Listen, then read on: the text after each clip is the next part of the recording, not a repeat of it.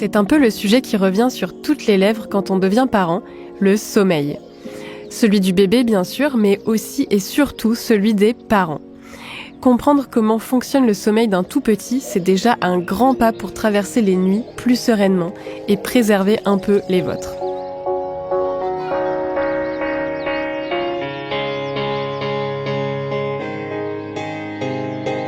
Bienvenue dans 3-2-1 Parents, le podcast de l'assurance maladie qui vous aide à vous préparer au mieux à l'arrivée de votre enfant, mais aussi et surtout à veiller sur votre santé et sur la sienne. Moi, c'est Pauline Verdusier, je suis journaliste et comme beaucoup de parents, je me suis posé 1000 questions en attendant mon premier enfant.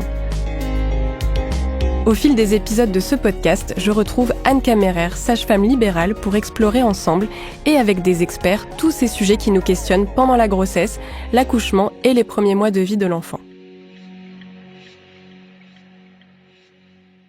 Aujourd'hui, on plonge dans le monde du sommeil avec Anne Lucas, infirmière puéricultrice, qui va nous expliquer comment mieux comprendre le rythme de nos bébés et partager des conseils concrets pour adoucir les nuits de toute la famille.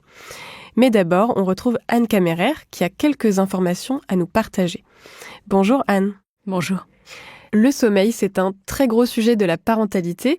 L'idée de cet épisode, c'est déjà de déculpabiliser les parents.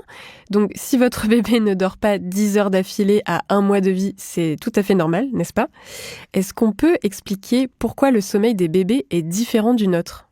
Alors oui, la gestion des nuits et du sommeil est souvent le plus gros changement dans le quotidien des parents à l'arrivée d'un bébé. Et en effet, les bébés ne dorment pas comme les adultes. C'est normal, c'est physiologique. Leur cerveau, il est fait comme ça, c'est-à-dire qu'il ne libère pas encore les hormones qui nous permettent de reconnaître que c'est la journée et qu'on est éveillé, ou bien que c'est la nuit et que c'est le moment de dormir. En plus de ça, ils ont des cycles de sommeil qui sont plus courts et ils ont besoin de manger plus souvent. Ce qui va faire qu'ils vont avoir un sommeil globalement plus fractionné que le nôtre et qu'ils vont dormir et manger indifféremment pendant le jour et pendant la nuit durant les premières semaines de vie. Ce qui fait que, malheureusement pour nous, ils ne sont pas encore en mesure de s'adapter à nous et que c'est à nous de nous adapter à eux. Est-ce que c'est normal, par exemple, qu'un bébé se réveille presque toutes les heures ? Alors oui, un nouveau-né va se réveiller naturellement, parfois toutes les heures ou toutes les 2 heures pour manger. C'est tout à fait normal, c'est tout à fait adapté à leurs besoins. Et il peut arriver aussi que les tout-petits aient du mal à se sentir en confiance et détendus quand ils sont posés et qu'ils aient besoin d'être parfois gardés dans les bras pendant plusieurs heures. Et ça, malheureusement, c'est plus difficile à vivre pour les parents quand ça se passe la nuit. Donc rassurez-vous, votre bébé est tout à fait normal s'il dort parfaitement sur vous d'un sommeil profond et détendu et que dès que vous essayez de le poser dans son berceau, il se réveille immédiatement. Je pense qu'un des trucs les plus importants à savoir sur ça, c'est que ça ne va pas durer. Tous les bébés grandissent, tous les enfants progressent sur la qualité du sommeil et ils vont être capables progressivement de trouver leur réassurance et de se sentir détendus et donc rester endormis, y compris posés. Pourquoi justement les bébés ont-ils besoin d'être ainsi rassurés ? Pourquoi est-ce qu'ils vont pleurer souvent quand on les pose ? Alors les bébés, ils ont des très bons réflexes, ils sont faits pour survivre et donc du coup, ils savent, quelque part inconsciemment, que lorsqu'ils sont dans les bras de leurs parents, ils sont en sécurité et qu'à l'inverse, s'ils sont posés, ils sont peut-être tombés des bras de leurs parents et ils sont peut-être en danger. Ce qui fait que tous les marqueurs, tous les signaux qui leur font penser qu'ils sont dans les bras sont des signaux de réassurance, le fait d'être contenu, de ne pas avoir les bras et les jambes libres, le fait de sentir la chaleur autour de soi. Et le fait souvent qu'il y ait du mouvement, parce que les parents sont rarement immobiles très longtemps. Ils vont marcher, ils vont bouger, ils vont respirer. Le fait parfois aussi d'entendre des bruits, les bruits du cœur de son parent quand on est dans les bras, les bruits de sa voix qui peut vibrer un petit peu de façon agréable, ou les bruits de l'entourage. Tout ça, ce sont des éléments qui vont être des éléments rassurants et qui vont permettre au bébé de bien dormir. Et c'est pour ça que, typiquement, les bébés dorment parfaitement bien quand ils sont dans une écharpe ou dans un porte-bébé ou dans nos bras et qu'on est en train de se promener. Oui, donc l'important, c'est aussi de se déculpabiliser en tant que parent. C'est OK de bercer son enfant, de le prendre dans les bras, de l'aider à s'apaiser. Ouais, tout à fait.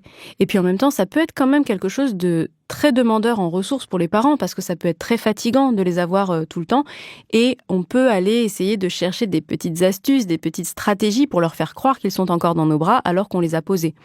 Ça pourrait être de mettre une petite bouillotte tiède dans son lit avant d'aller le coucher pour que son lit soit déjà tiède. Ça pourrait être de les emmailloter, c'est-à-dire de les contenir dans un tissu de façon à ce qu'ils ne puissent pas naturellement écarter trop fort les bras et les jambes, ce qui leur donnerait la sensation qu'ils ne sont plus dans nos bras. Et puis, ça peut être aussi de les bercer, de continuer à les bercer une fois qu'on les a posés en faisant des petits mouvements réguliers de façon à ce qu'ils replongent dans le sommeil sereinement comme s'ils n'avaient pas quitté nos bras. Est-ce qu'il y a d'autres particularités qu'on peut nommer sur le sommeil des bébés et qui peuvent nous permettre aussi de mieux comprendre pourquoi ils dorment de cette manière-là? Alors, une première chose qui n'arrange pas toujours les parents, c'est que les bébés sont particulièrement actifs et particulièrement demandeurs de bras ou de tétés le soir et une partie de la nuit. Et au contraire, c'est assez fréquent qu'ils acceptent plus facilement d'être posés dans leur berceau dans la matinée ou même dans l'après-midi sur des plus longues plages de sommeil. Ça peut être intéressant de savoir aussi que leurs cycles de sommeil sont organisés en général en 2 temps au début. Une phase de sommeil agité et une phase de sommeil profond. Et il y a à peu près moitié du temps sommeil agité, moitié du temps sommeil profond. Et dans la phase de sommeil agité, ça peut être assez déroutant pour les parents parce que les bébés vont bouger et faire du bruit. C'est-à-dire qu'on peut les voir agiter un petit peu les bras, on peut les voir grimacer. Il arrive qu'ils fassent des petits sons ou qu'ils aient une respiration rapide pendant quelques minutes. Et ça, c'est tout à fait normal, ça peut inquiéter les parents au départ, et puis très souvent, une fois qu'on a trouvé ces marques, c'est même des éléments plutôt rassurants de sa bonne santé.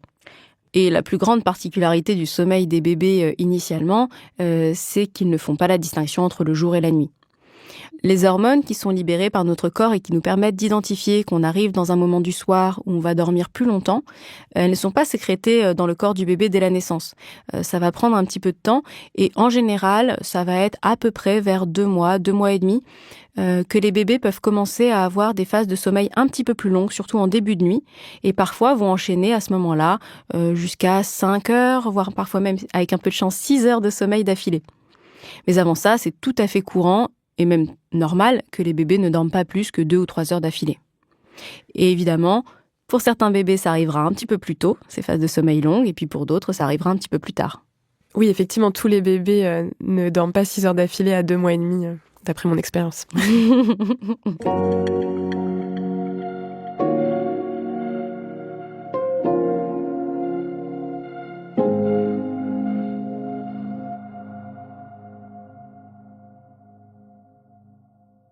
La grande question que se posent les parents, c'est est-ce qu'il y a des méthodes pour que son enfant dorme ? Alors, sur ça, il n'y a pas vraiment une seule manière d'accompagner les bébés vers le sommeil. Chaque parent va faire au mieux selon ses attentes, selon sa culture et selon aussi ce qui lui paraît facile ou difficile avec ce bébé-là qui est unique et particulier dans ses besoins et dans ses réactions. Dans le fond, il faut toujours faire les choix avec lesquels on se sent le mieux. Parce qu'en fait, quand on fait un choix qui nous parle, qui est cohérent pour nous, eh bien c'est un choix qui nous permet d'économiser nos forces et d'économiser notre énergie. Et finalement, ça veut dire que c'est le bon choix pour nous. Et il faut garder en tête qu'il y a 1000 manières de faire grandir un bébé. Il faut suivre celle qui nous parle. Pour certains parents, peut-être que les réveils fréquents sont très pénibles et très difficiles à gérer et ils vont avoir besoin de mettre en place des stratégies qu'on appelle d'accompagnement ou d'entraînement au sommeil pour aider leur enfant à entrer progressivement dans un sommeil de façon autonome. C'est-à-dire que le bébé s'endorme seul dans son lit dès qu'il aura quelques mois de vie. Et pour d'autres parents, ce sera peut-être plus économe en énergie ou plus doux, ou plus cohérent pour eux de faire téter le bébé pour le rendormir ou de le bercer jusqu'à ce qu'il s'endorme. Je pense que le plus important, c'est de s'écouter dans ses besoins et de se rappeler qu'il n'y a pas un manuel unique pour élever tous les enfants de la Terre. Est-ce qu'on peut aussi en profiter pour parler d'un sujet qui inquiète beaucoup les parents, c'est la mort inattendue du nourrisson. Quelles sont les recommandations des professionnels de santé pour prévenir ce drame ? Alors oui, ce qu'on appelait autrefois la mort subite du nourrisson et ce qu'on appelle aujourd'hui la mort inattendue, c'est quelque chose qui travaille énormément les parents et qui les inquiète beaucoup, en particulier quand ils accueillent leur premier bébé. Alors ce qu'on peut garder en tête, c'est déjà que c'est quelque chose d'extrêmement rare. D'accord ? C'est quelques centaines de cas par an, sachant qu'il y a environ 700 000 naissances par an en France. Cela dit, c'est important de suivre des recommandations simples qui vont permettre de garantir la sécurité de votre bébé. La recommandation la plus importante, c'est celle de coucher les bébés sur le dos. Alors vous entendrez parfois des gens de la famille ou des gens plus âgés qui vont vous dire « Ah oui, mais à mon époque, on couchait les bébés sur le côté ou bien on couchait le bébé sur le ventre et puis vous n'en êtes pas mort. » Bah oui, ça c'est tout à fait normal parce que c'est quand même quelque chose d'exceptionnellement rare. Heureusement que tous les bébés couchés sur le ventre ne sont pas morts. Cela dit, au moment où on a changé les recommandations, autrefois on disait qu'il devait être sur le ventre, puis on a dit qu'il devait être sur le dos, on a divisé par 4 le nombre de morts subies du nourrisson. Donc c'est vraiment quelque chose qui a été très performant comme recommandation à suivre.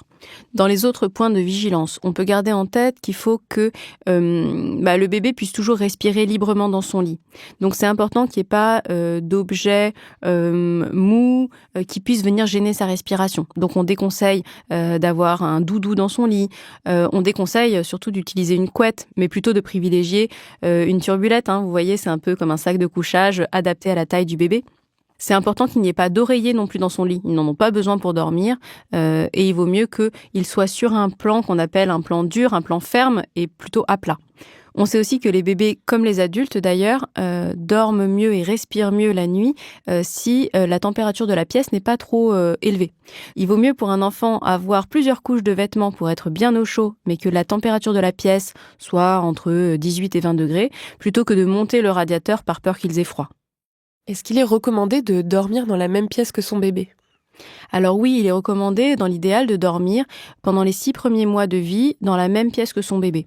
On sait que ça nous permet d'avoir une vigilance accrue de leur bonne santé, de pouvoir surveiller de temps en temps visuellement que tout se passe bien pour eux. Cela dit, on peut faire une petite exception à cette consigne, c'est dans le cas où les parents seraient des fumeurs importants, parce qu'on sait qu'on exhale encore des produits de la cigarette dans notre sommeil, et dans ce cas-là, il vaudrait mieux que le bébé soit dans un environnement où l'air est le plus pur et le moins contaminé par le tabac possible, donc possiblement dans une chambre séparée. Et si toute la famille dort dans la même chambre, est-ce qu'il est recommandé de faire du cododo et qu'est-ce que c'est ? L'idée du cododo, c'est de dormir côte à côte avec son enfant. Il est toujours recommandé pour un bébé d'avoir son propre espace de sommeil. Donc, quand on dort dans la même chambre, on peut très bien avoir un bébé dans un berceau, dans un lit, et on peut avoir un bébé qui est dans un lit qu'on appelle de cododo, c'est-à-dire que c'est un lit qui est accolé au lit des parents, de façon à ce qu'il ait un espace de sommeil, mais qui soit immédiatement disponible, par exemple, en particulier quand on a envie de l'allaiter la nuit, sans avoir besoin de se mettre debout, sans avoir besoin de se lever. Ce n'est pas recommandé que le bébé dorme dans le même lit que ses parents. Mais si ça devait arriver, alors il vaut mieux essayer de mettre en place toutes les choses qui vont permettre de limiter les risques dans ce contexte, on va dire, non idéal. Par exemple, il faut éloigner la couette et l'oreiller du bébé pour ne pas qu'il risque d'être gêné dans sa respiration, étouffé par la couette ou par l'oreiller. Il vaut mieux que le bébé dorme d'un côté du lit et pas entre les deux parents, avec une protection contre la chute. Par exemple, que le lit soit contre un mur. Et surtout, ça c'est un truc très important, il ne faut jamais dormir dans le même lit que le bébé si on a pris des médicaments qui peuvent nous endormir ou si on a bu de l'alcool, parce qu'on sait alors que notre vigilance elle est moins bonne et qu'on ne sera pas en mesure de se réveiller si on bouge ou si le bébé bouge.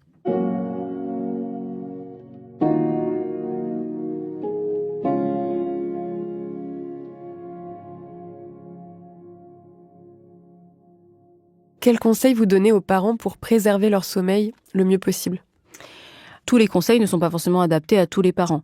Mais dans des astuces ou des options qui peuvent être utilisées, moi je parle parfois quand même du fait de dormir dans 2 endroits séparés pour les 2 parents quand ils le peuvent.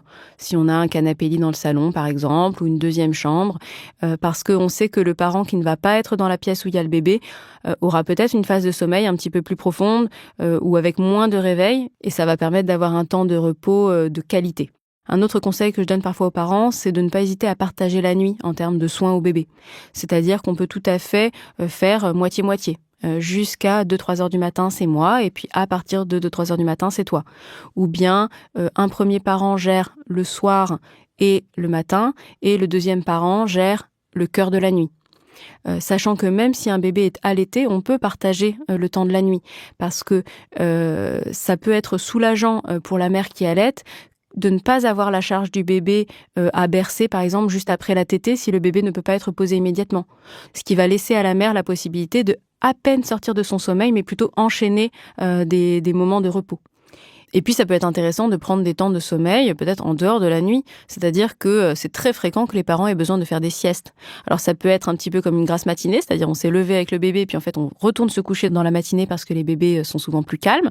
Et puis, ça peut être aussi dans l'après-midi, dans un moment de repos du bébé, où les parents vont aussi se recoucher. Enfin, moi, je trouve que tout ce qui permet d'économiser son énergie et ses efforts dans la nuit est important. Et pour ça, Le fait d'avoir un lit de cododo collé au lit des parents, ça peut vraiment être une économie d'énergie, puisque ça permet par exemple à une femme qui allaite de prendre son bébé et de le mettre au sein sans avoir besoin de mettre le pied par terre, sans avoir besoin de se mettre debout. Et quand on donne le biberon, par exemple, on pourrait très bien préparer le soir, avant d'aller se coucher, l'eau dans le biberon, mettre la poudre juste à côté, et que ça permette de reconstituer le biberon et de lui donner sans avoir besoin de se mettre debout, sans avoir besoin de se lever et d'aller dans une autre pièce. En résumé, tout ce qui vous permet d'économiser vos forces et de piocher le plus de sommeil possible là où vous le pouvez, c'est ce qui va vous permettre de tenir dans la durée. Parce qu'en réalité, les bébés ne trouvent pas un sommeil comme les adultes en quelques jours, en quelques semaines, ni même en quelques mois. Et donc, on sait qu'on va avoir une tendance quand même à la fatigue chronique pendant souvent la première année de vie du bébé. Donc, on est dans un marathon. L'objectif, c'est d'économiser ses forces dans la durée. Merci Anne Camérer. Merci.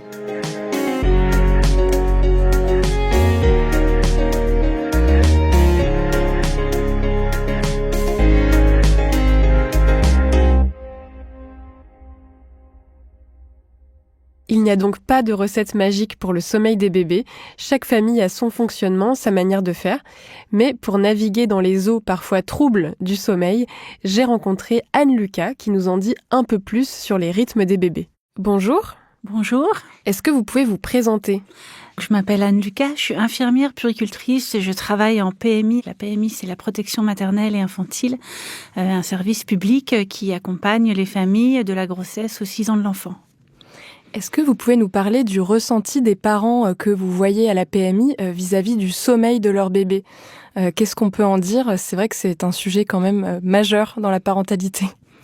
Alors c'est le grand sujet, c'est un des sujets dont on parle le plus avec les parents. Après, il y a différentes manières de l'aborder.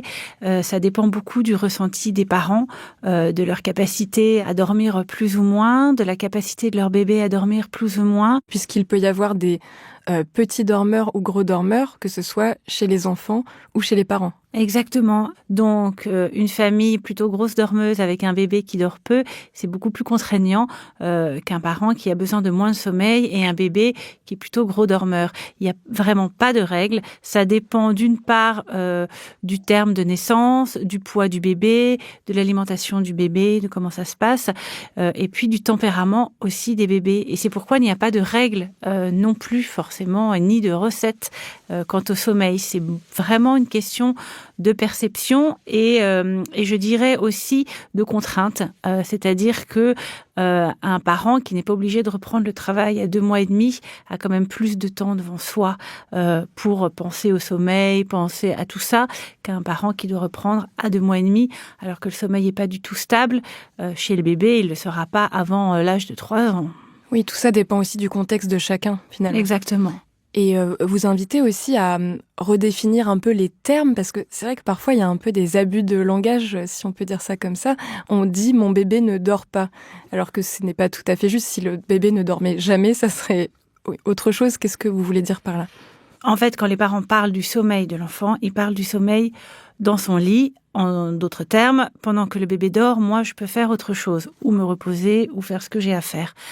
Mais les bébés dorment beaucoup dans les bras au départ, et c'est du sommeil aussi. Mais c'est sûr que c'est très contraignant d'avoir un bébé très souvent dans les bras, et on peut se sentir impuissant, et les parents peuvent se sentir, en tout cas, ne pas réussir ou ne pas y arriver parce qu'ils n'arrivent pas à faire dormir leur bébé. J'ai envie de dire que d'abord, c'est bien, il faut qu'il y ait de la proximité au début. C'est comme ça que se tissent les premiers liens d'attachement.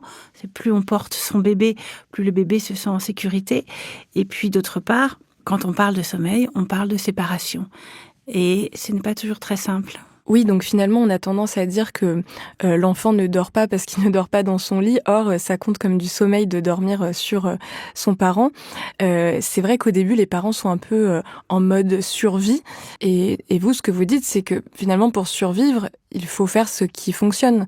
Parce que c'est vrai qu'on essaie de vendre aux parents beaucoup de recettes miracles ou de méthodes, etc. Mais déjà, peut-être privilégier ce qui permet à l'enfant de dormir et à soi aussi d'avoir du repos. Absolument. Tout ce qui marche est bon à prendre.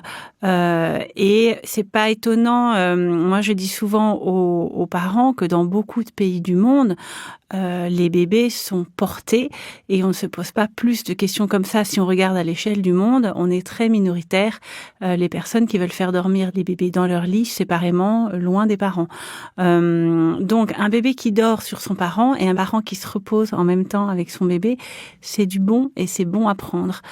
Petit à petit, l'enfant grandit, petit à petit, les rythmes vont s'installer et les bébés vont pouvoir aller petit à petit, tranquillement, dans un autre univers que les bras. Vraiment. Vous, qu'est-ce que vous donnez comme conseil aux parents justement pour mettre en place des bonnes conditions pour le sommeil de l'enfant, c'est-à-dire des rituels ou le fait, comme vous dites, de le passer progressivement dans son lit, parce que c'est vrai que avoir un enfant qui dort sur soi, ça peut très vite être épuisant et beaucoup de parents essayent de mettre l'enfant dans le berceau. Comment vous aidez les parents à accompagner leur enfant vers cela ? Un bébé se rendort de la même manière qu'il s'endort la première fois. C'est-à-dire qu'un bébé qui s'endort dans les bras et qu'on pose dans le lit, quand il va se réveiller au bout d'un certain temps, une demi-heure, 40 minutes, va vouloir se rendormir de la même manière qu'il a trouvé son sommeil. Donc, c'est normal qu'au début, les bébés, en se réveillant, ne se retrouvent pas là où ils sont, parce que c'est pas là où ils se sont endormis, et réclament le réconfort et la réassurance des parents. Petit à petit, on peut, quand son bébé n'est pas complètement endormi, mais qui commence à montrer des signes un peu de fatigue, le poser dans son lit tranquillement, l'embrasser, lui chanter une berceuse, le rassurer, lui expliquer et partir tranquillement. Le bébé peut chouiner, gazouiller, pleurer un peu sans que ce soit très fort, et dans ces cas-là, on le laisse cette petite temporalité pour trouver son sommeil. Bien évidemment, si le bébé se met à pleurer davantage, on y va. Un bébé qui pleure, c'est un bébé qui dit « je n'y arrive pas à le faire par moi-même, je n'y arrive pas à faire tout seul ». Donc, il faut y aller, le rassurer, quitte à le reprendre au début, c'est pas grave. Mais la ritualisation, le fait de faire toujours de la même manière, au même endroit, petit à petit, va devenir pour le bébé quelque chose de connu, donc de rassurant, parce qu'il peut anticiper, parce qu'il peut savoir ce qui va lui arriver, et donc ça se fera beaucoup plus facilement. Il faut que les parents aient vraiment confiance dans la capacité de leur bébé à trouver leur sommeil, et ça peut prendre plus ou moins de temps. Mais il faut lui laisser ce petit laps de temps pour qu'il essaye par lui-même. C'est vrai que ça peut être un crève-cœur parfois d'entendre son bébé pleurer. Là, on parle des cas où vraiment les parents ont envie ou besoin d'accompagner leur enfant vers ce sommeil-là, mais c'est à chacun de trouver ce qui lui convient, c'est ça ? Absolument, et il n'est pas question de laisser pleurer un bébé. Quand je parle de chouignement ou de petits bruits, ce ne sont pas des pleurs et des pleurs de détresse. Souvent, je dis aux parents, écoutez ce que dit votre bébé. Si ça monte d'un cran, c'est qu'il n'y arrive pas. Tant que ça ne monte pas d'un cran, laissez-le.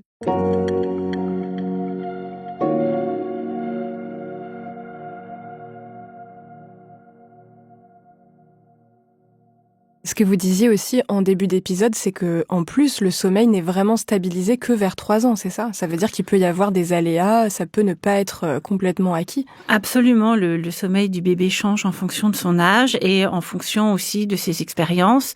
Il peut y avoir des déménagements, il peut y avoir des poussées dentaires, il peut y avoir des accidents de la vie, il peut y avoir plein d'événements qui fait que le bébé peut être un petit peu chamboulé et ça se répercute sur le sommeil. Ce qu'on peut dire, c'est que ça peut prendre du temps, que ça peut être des tâtonnements finalement. C'est normal de tâtonner, c'est normal que ça prenne du temps. Les bébés sont livrés sans mode d'emploi, donc il faut vraiment faire avec. Ce qu'il faut que les parents se rendent compte, c'est que ce sont eux vraiment les experts de leur bébé. C'est eux qui s'en occupent tous les jours, c'est eux qui le connaissent le mieux, donc qu'ils aient confiance en eux, dans leur capacité d'être parents. Et la capacité d'être parents, c'est de montrer le chemin au bébé. Mais j'ai envie de dire que les tâtonnements sont normaux, tout à fait, et sont même presque parfois nécessaires pour le bébé. Parce qu'un parent qui serait parfaitement en adéquation avec son bébé 24 heures sur 24 ne laisserait aucune place au bébé pour grandir, pour se développer psychiquement, pour prendre sa place. Donc, les tâtonnements, ça a du bon parfois. Et en parler peut-être à d'autres parents permet de relativiser également. Est-ce que c'est ce que vous conseillez aux parents que vous voyez ? La solitude, c'est ce qu'il y a de plus difficile. Donc effectivement, le soutien de pair à pair, donc PAIR, est toujours très efficace et très soutenant quand c'est bienveillant, quand c'est à l'écoute des parents et quand ce ne sont pas des injonctions non plus en disant tu devrais faire comme ci ou tu devrais faire comme ça ou moi j'ai fait comme ça marche. C'est plutôt qu'est-ce qui a déjà marché. Quand moi je pose la question aux parents, mais qu'est-ce que vous avez tenté? Souvent les parents ont essayé plein de choses et souvent il y a pas mal de choses qui marchent. Donc c'est ça qui est important. C'est la manière qu'ont les parents de trouver leur propre manière de faire et à les soutenir là-dedans. C'est ça, parce que parfois on peut presque avoir honte d'endormir son enfant dans les bras ou en écharpe au bout de X temps, alors que vous, ce que vous dites, c'est ce qui fonctionne pour votre famille, fonctionne pour votre famille. Oui, la question, c'est pas tellement combien de temps, c'est est-ce que ça convient à tout le monde. C'est-à-dire que un bébé qui dort dans les bras pendant plusieurs mois, si ça convient au bébé et à la maman ou au papa, enfin aux parents, il n'y a pas de souci.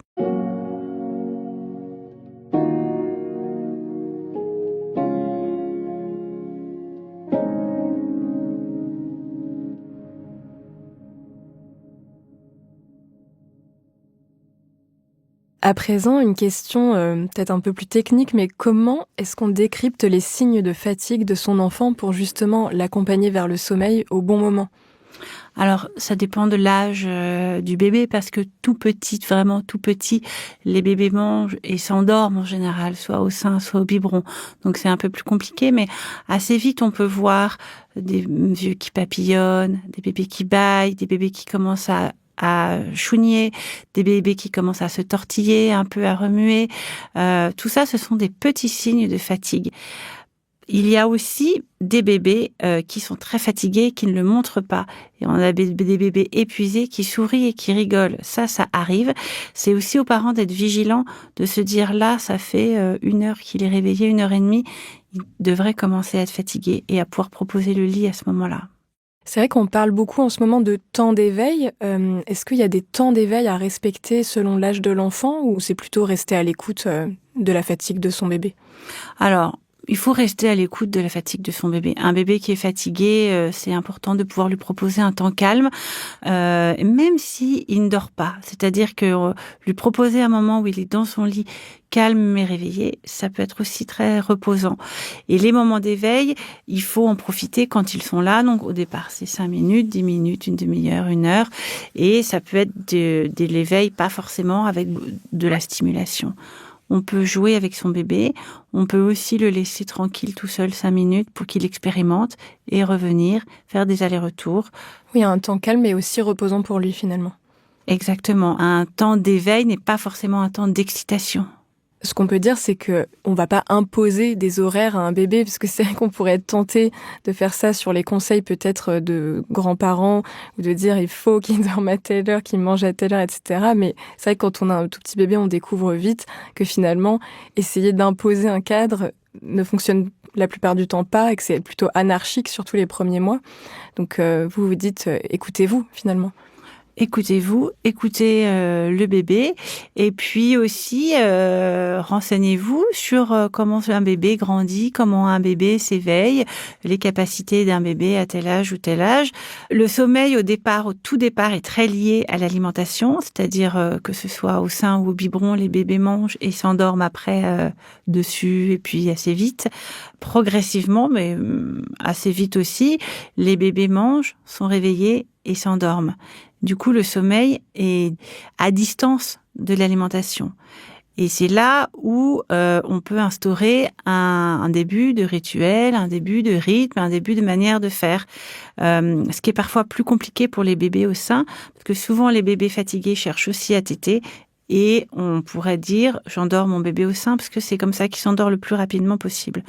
Encore une fois, c'est pas du tout un souci d'endormir un bébé au sein, c'est juste une question d'habitude. Un bébé qui s'endort au sein voudra se rendormir au sein et s'endormir au sein. Mais si on a du temps devant soi, il n'y a pas de question ni de sujet. Par contre, effectivement, si on doit reprendre le travail, si on a d'autres enfants ou si c'est pas notre manière de penser, à ce moment-là, il faut arriver à se dire, mon enfant peut avoir envie de téter, mais pas forcément de manger. C'est peut-être le moment où il est fatigué. Et à ce moment-là, se dire que, on va trouver une autre manière pour endormir son bébé. Si on est vraiment en difficulté avec le sommeil de son enfant et son propre sommeil, vers qui on peut se tourner pour se faire aider ? Moi, je dirais que le service de PMI est tout à fait qualifié pour ça. Dans tous les départements, il y a plusieurs centres de PMI avec des infirmières puéricultrices, des psychologues, des médecins, des psychomotriciennes, des sages-femmes qui peuvent au moins être joints par téléphone. Et donc, c'est vraiment des interlocuteurs qui sont très calés aussi sur le sujet. Il faut vraiment pas rester seul avec ces questions et ces difficultés. Trop peu de sommeil peut rendre triste, peut rendre déprimé. Donc, il faut faire attention à soi. Pour aider les parents, moi, je pense que le conseil de professionnels et d'humain à humain est quand même assez chouette. Aller dans des ateliers où il y a d'autres parents, aller dans des lieux d'accueil où il y a d'autres parents, pouvoir aussi échanger sur le sujet, le café des parents, les clubs poussettes ou des associations. Voilà, ça peut être des professionnels, ça peut être aussi d'autres pairs. En tout cas, il faut vraiment ne pas hésiter à poser des questions. Il n'y a pas de questions bêtes. On peut reposer plusieurs fois la même question et à des temps différents dans la vie de l'enfant aussi. Et puis, ne pas hésiter, on parlait du relais du coparent, mais ça peut être un relais familial, ça peut être un relais amical pendant 2 heures, pendant qu'on fait une sieste, ça peut être aussi simplement très bénéfique. La parentalité sera mieux vécue entourée. Qu'est-ce qu'on peut dire aux parents pour qu'ils aient confiance en eux ? Parce que c'est vrai que parfois, quand on est aux prises avec les croyances sur le sommeil, les contradictions, les injonctions, on peut penser qu'on fait tout mal. Alors, qu'est-ce que vous dites à ces parents-là ? Moi, je leur dis qu'ils se sont des chouettes parents et qu'ils ont souvent essayé beaucoup de choses et que dans ces beaucoup de choses, il y a beaucoup de choses qui marchaient aussi. La parentalité, c'est très individuel. C'est vraiment chaque famille choisit comment elle veut élever son bébé, comment elle veut s'en occuper, comment elle veut en prendre soin. Et c'est aussi se faire confiance sur sa capacité à répondre à son bébé et à être présent pour son bébé. Vraiment, tous les bébés sont différents et tous les parents sont différents. Il y a beaucoup de choses communes, mais dans la manière de faire et dans la manière de répondre à son bébé, que les parents se fassent confiance et qu'ils observent leur bébé.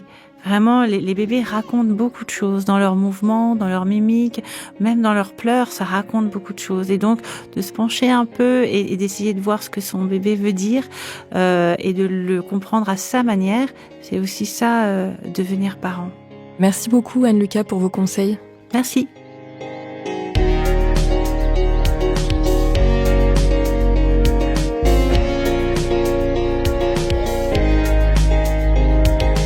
3, 2, 1 Parents » est un podcast de l'assurance maladie à retrouver sur toutes les plateformes d'écoute. Abonnez-vous et écoutez d'autres épisodes avec de nouveaux experts. Et pour retrouver encore plus d'informations sur la grossesse et la parentalité, rendez-vous sur amélie.fr.